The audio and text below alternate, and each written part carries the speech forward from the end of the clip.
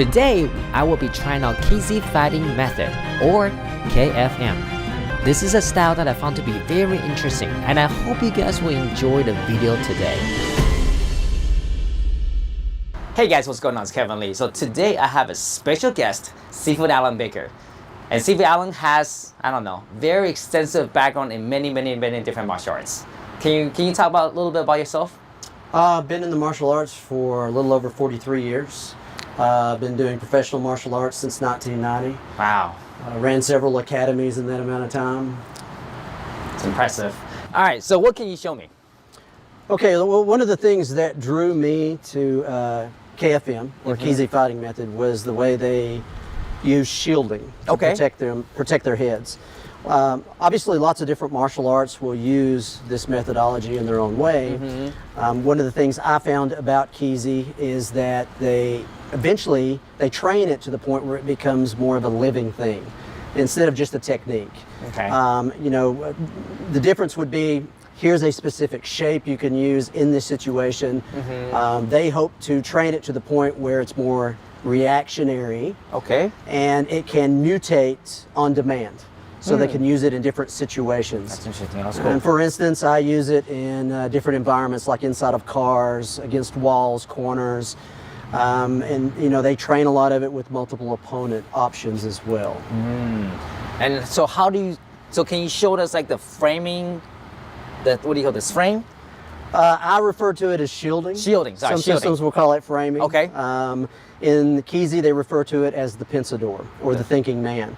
There's many different ways to do it. Generally, when I teach the basics, it just kind of looks like this. Imagine hooking your hand there and just placing them on your head. Like that. Obviously, it can be moved around depending on what you're dealing with, what you're receiving from the environment, whether it is a punch, you know, somebody putting you into the wall, slamming you into the side of a car, and you have to use it to deal with that situation. So how would you deal with scenarios like this against an attacker with the Kizzy Fighting Method? Generally what they start out with is just dealing with strikes. And the system will do it defensively and offensively. Oh, interesting. So a defensive answer to that would be like off of a strike. If you throw, you know, I want to be able to form the shape to deal with the punch. And you know, I'm hoping to try to catch the strike on the shape in order to protect my head. But again, this may be more training. The reality is I'm probably not going to stand here and receive the punch, but I have to be able to defend myself if I'm in a situation where I cannot Are you using move. the forearm or the elbow? You'll use both. You know, my goal is to try to absorb or destroy the attack as much as possible. And you know, in all martial arts, you have basically 3 times that you train on. I'm either going to be behind time, on time, or I'm going to be ahead of time. This is no different. And so if you kick off the punch and I'm behind time, then it's probably going to be some sort of block. If I'm fortunate enough to read your intentions and see that you're getting ready to throw the punch, I may immediately drive forward. And I like to say commonly, I want to violently occupy this space and destroy everything on the way in. So the shortest distance between us is center line. So you basically just run straight through. Correct. So if I can read the intent to the point where I can get ahead of time, my job is just to go in and destroy whatever's in front of me. If I'm a little late, then shielding becomes blocking. So it's just it's a back out, you block, but ideally you want to run through the line. Yeah, my goal is just to destroy what's in front of me. Now how would you attack in that position? Well, the same thing, and you know, generally it's going to come out of what we have here. This is a social exchange. We're close enough, we're having a talk, and you may not necessarily like what I have to say, which starts to elevate intention, and then we'll end up kicking it off. The same thing if I want to attack you with the shape, so it may just look like that. So I form the same shape. I'm just going to do it in more aggressive, more of an attacking flavor. All right, so in Kizzy, where's your primary target for attacks? It can vary depending on the situation. Like right now, we're doing it in an open space. But we would also want to train it in multiple different environments, like pinned against the wall, down against the wall on the ground, Okay. in between the vehicles, that sort of thing. KFM trains a lot in this scenario, outside, because that's where it's going to happen. Okay. So that can determine the target areas. In open space, for me, I like to attack the torso because it sets up follow-up options, and it's harder to move this. If I'm attacking your head, generally you've got some reaction from the nervous system that I have to deal with there. If I attack the body, it's generally a little harder for you to move. So if I come in with that attack, you notice that I get a taco effect from the body, which opens up the chin for various types of options that I can do later. Nice. Right. That's cool. Right. The stepping on the shoes is cool. And that's one of the principles of the system is everything's an attack. If I take a step for no reason, then I need to go back and study the step and understand, how do I attack? How do I destroy in a body with every move? And it's one of the environments that they will study in quite often is I don't want any wasted movement, no movement that isn't some sort of an attack. So you don't move because you want to move. You're moving because every time you move, it's an attack. Correct. It's common to hear the founder say everything destroys the opponent. Oh, I don't know if you guys can feel that intention. I felt it. That's scary. Okay, so in the sense of an attack, you say body would be the primary target. Do you guys punch? Yes. And how would you do your punches? It's very similar. They just come out of this shape. So they'll practice loading. Oh, nice. And punching from the shielding.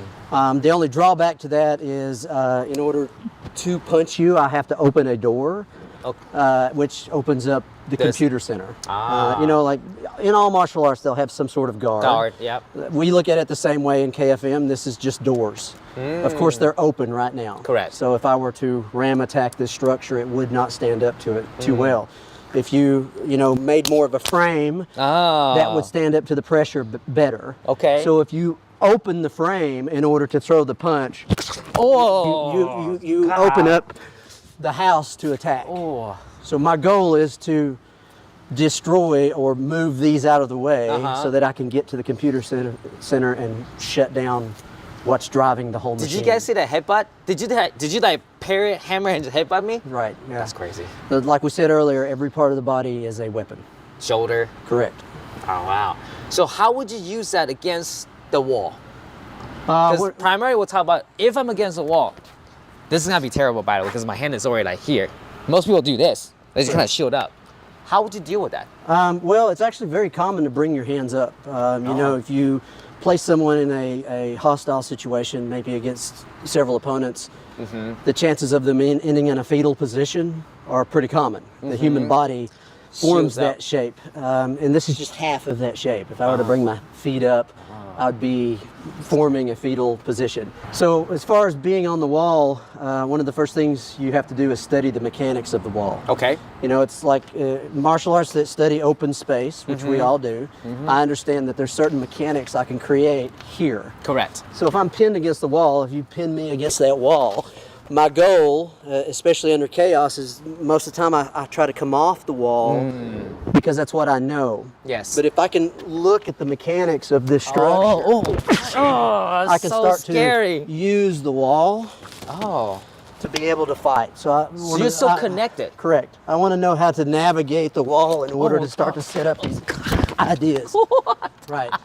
So this becomes my friend, the environment. I want to be able to study the environment. Are you squatting a lot in this position? Yes, you'll study standing, squatting, because I feel like when you're here, you're seated. Doing this a lot. Correct. And what's the reason doing this versus standing? You can do either. Oh, you can do either. Okay. Yeah. You will study each position. Okay. So, even we'll do some kneeling work, we'll do some seated work against the wall. And it forces you to find options in positions that aren't normally studied. Correct. Because that out of position. Out of position. Because that alone right there is crazy. Right? Because the moment I pin to you, you're using that as a mechanical system. Right. What do you, so that hand is using for, oh, God. So scary. So you kind of parry down and then strike. Right, it's the same structure that we spoke about earlier. And whether it's a pin, I've got to defend myself. I can start to use it to open up the door and attack the body. And I want to be able to Oh my goodness! use the wall. Did you just bounce off his? Correct. Holy crap! Which is part of the mechanics. Is instead of stepping away to go to what's familiar, you want to study the mechanics of the position and how you can use it, just like we do in open space. How do I use it to move? How do I use it to create destructive force? And we want to do this so it becomes home. Like if you slam me against the wall, in my mind, I don't want to feel out of place. Similar to what we talked about earlier, you take a jiu-jitsu guy down to the ground. It's home for him, right? You're putting the shark in the water. So this will basically put you in the water. Correct. If you study the mechanics and you spend time dealing with out of position training, it's not unusual to you. So what would you say if I'm here? What was your first position that you did? Can we break that down real quick? Generally, in this system, they'll form some sort of shielding to protect myself because you're going to be swinging at me. Correct. Right. Oh my God. Right. And I'm probably... Give me a little warning next time. I'm probably not going to wait for the punch. Like we said earlier, if I stay here and I try to block, eventually something's going to get in. So, you know, violent force. And all you do is you make a frame and you run forward. Yeah, I felt the elbow. It's referred to as a ram attack or a pince attack. Right. Wow. That's crazy.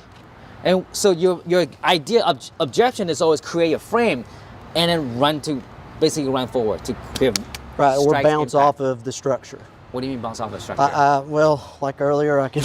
Oh my gosh! I can create energy, or I could use the lower right. I'm gonna stay so far away because that's crazy. Right. The amount of speed from there, that's insane.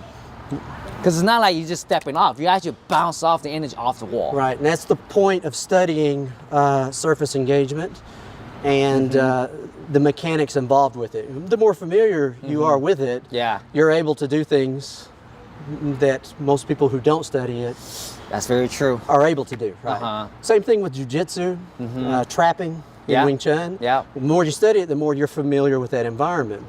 In this system, we want to get familiar with this environment, regardless of where I am. Right. I don't want to fight in this position. I want to be able to navigate it and use it to produce destructive force. And would you say in that case, because your hand is already here, elbow would be more efficient? Well, you know, elbows are pretty powerful tools. I agree. And, you know, I tend to use weaponry out of this structure because, like we mentioned earlier, I don't necessarily want to open the house to allow you to come in. And I prefer these weapons because, you know, I need these digits to text later. So I want to keep them intact. You know, so you're not necessarily trying to punch. Right. It's easier to damage your hand, as you know. It's pretty common for fighters to damage their hands, even pro fighters. So, you know, they're fragile. Unless you train them. There are some systems that train them. Oh, wow. But I don't want to take the risk on the street so much because I don't want to, I may need them. I need to articulate them later to start a car or open a door. And makes a lot of sense to it. That's cool. Hey guys, if you want to see more crazy KFM drills, be sure to check out my members only video. They are available on my membership page. Thank you. Well, thank you so much, sir. That's a lot of stuff. And if you guys are interested in training with Sifu Alan Baker, I'm going to leave his information down below in the description box. Okay, guys? Thank you, guys. I'll see you guys. Thanks, guys. Next week.